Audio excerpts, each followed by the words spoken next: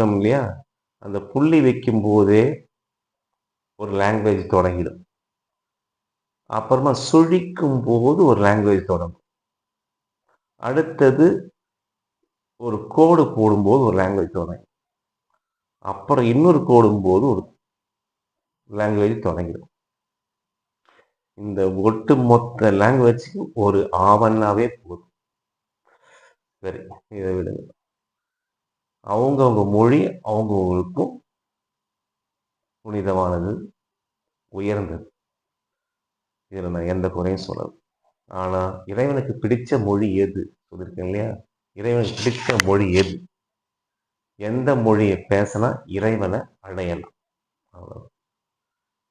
தமிழ் பேசினா அடையலாமா? எனக்கு கிட்டத்தட்ட எத்தனையோ பேர் தமிழ் பேசியிருக்காங்க. இறைவனை அடைஞ்சிட முடியுமா? ஒரு சிலவங்க தான் அடைஞ்சிருக்காங்க.